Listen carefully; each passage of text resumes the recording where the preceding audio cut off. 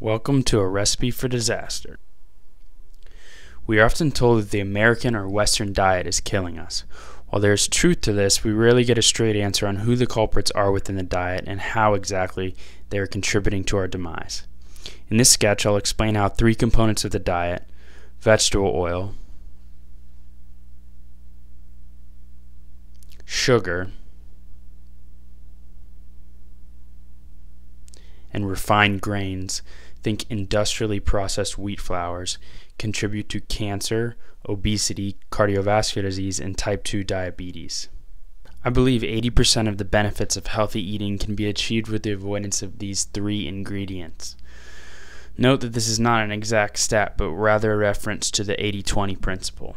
The prevalence of cancer, obesity, heart disease, and diabetes have skyrocketed in the last 100 years. Once rare, these diseases are now the leading causes and contributors to death and morbidity in the U.S. The increased prevalence of these conditions is linked in part to the dramatic increase in consumption of vegetable oils, refined grains, and sugar.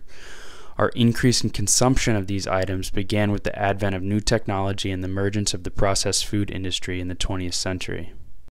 Let's start with vegetable oils. These include soybean oil, corn oil, canola oil, sunflower seed oil, safflower oil, and cottonseed oil. These oils became popular during the second half of the 20th century when technological advancements made it possible to extract these oils from seeds using extreme temperatures and pressures. The end result is a very cheap cooking oil when compared to butter, coconut oil, or olive oil. Unfortunately, these oils are very high in omega-6 polyunsaturated fatty acids. As a result, our intake of omega-6s compared to our intake of omega-3 polyunsaturated fatty acids has increased. The healthy intake ratio is thought to be at most 4:1, but the average American is consuming omega-6 to omega-3 in a ratio of about 20:1 in favor of omega-6. This is a problem because omega-6s provide the building blocks for pro-inflammatory signaling molecules in our body, while omega-3s provide the building blocks for anti-inflammatory molecules. This leads to an oversensitive immune system that is hard to shut off, thus promoting chronic system-wide inflammation. It's interesting to note that the foundational source of omega-3 in the food chain is green grass and green algae, while the foundational source of omega-6 is seeds. So if a cow goes from eating a diet of pasture grass to being fed corn on a feed plot, the fat of this animal will go from being a source of omega-3s to being a source of yet more omega-6s. A high omega-6, low omega-3 intake has been shown to decrease the secretion of intestinal alkaline phosphatase in your gut. This substance is crucial. It suppresses the growth of toxin-producing bacteria and facilitates the growth of bacteria that improve the integrity of our gut lining. A lack of IAP contributes to increased gut permeability, some would call this leaky gut, and increased endotoxemia, a fancy name for bacterial toxins getting into the blood. This further promotes chronic inflammation. Inflammation is a natural response to many events, including injury and infection. Consider it a sort of counterattack followed by rebuilding. We need the inflammatory response, but it becomes a problem when it is chronically activated. Healthy bystander cells are damaged and a strain is placed on the body. Chronic inflammation has been strongly associated with an increased incidence of cancer, obesity, cardiovascular disease, and diabetes. On to sugar. Included in this category is high fructose corn syrup, cane juice, barley malt, dextrin, dextrose, maltose, maltodextrin, and the list goes on. Google names for sugar to see all the ways that sugar is disguised on an ingredient label. Sugar, known chemically as sucrose, is quickly broken down in the body to 1 molecule of fructose and 1 molecule of glucose. Fructose is the component of sugar that makes it taste sweet. We'll get back to fructose. Sugar, through its glucose component and highly processed refined grains, think the highly processed wheat flour found in most mass-produced breads, crackers, and pasta, represent the epitome of high glycemic index, low fiber, low nutrient carbohydrates.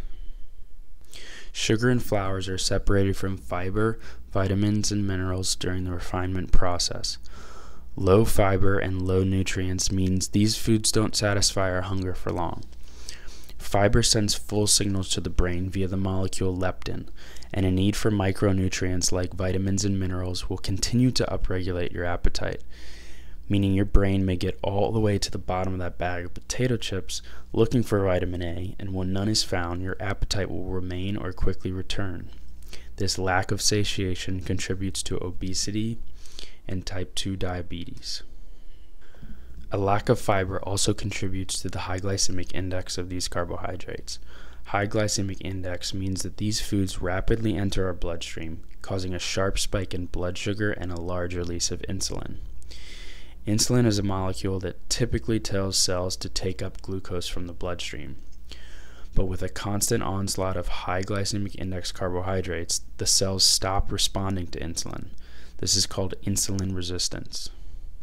When cells stop listening to insulin, glucose builds up in the bloodstream. This condition is known as type 2 diabetes. Excess glucose in the blood damages red blood cells and sensitive organs like the eyes, nerves, and kidneys. Excess glucose also damages blood vessel walls, contributing to cardiovascular disease. One of the ways the body responds to insulin resistance is by producing more insulin. Excess insulin and the concurrent increase in insulin-like growth factors have been linked to increased incidence of cancer and, again, cardiovascular disease. And now back to fructose, the final piece of this puzzle. There is no biological need for dietary fructose. For the majority of our species' existence, sweet fruit and honey were the only source of fructose, and these were rare treats that were absent in many areas. As a result, fructose is not handled well by the body. It is poorly absorbed in the gut, and once inside becomes a hazard that has to be handled by the liver. Because it is poorly absorbed, fructose overfeeds certain toxin-producing bacteria in your gut. This overgrowth further contributes to endotoxemia, those bacterial toxins getting into the blood, and systemic inflammation. The fructose that is absorbed must be processed by the liver.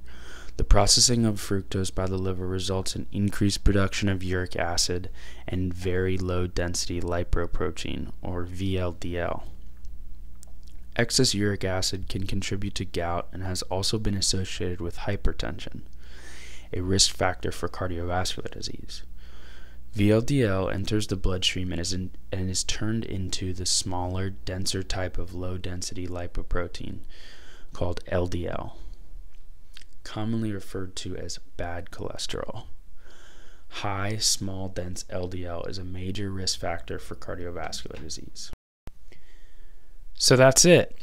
If you decide to start eating healthy, I recommend you start by avoiding or limiting these 3 things. This is definitely harder than it sounds, but a good rule to start living by is out of sight, out of mind. Keep foods containing these ingredients out of your home and limit eating out to once a week or special occasions. Details in diets beyond this are endlessly debated, and it's hard to make a definitive statement because optimal diets vary person to person. However, the harms caused by these 3 items are well established. Big food companies benefit from doubt and confusion and our endless bickering about the optimal diet. In the cloud of confusion, people miss the basics, and big food companies continue to cram food full of these cheap, highly processed ingredients. Don't fall for this. Best of luck, and if you found this video helpful, please share it and spread the knowledge.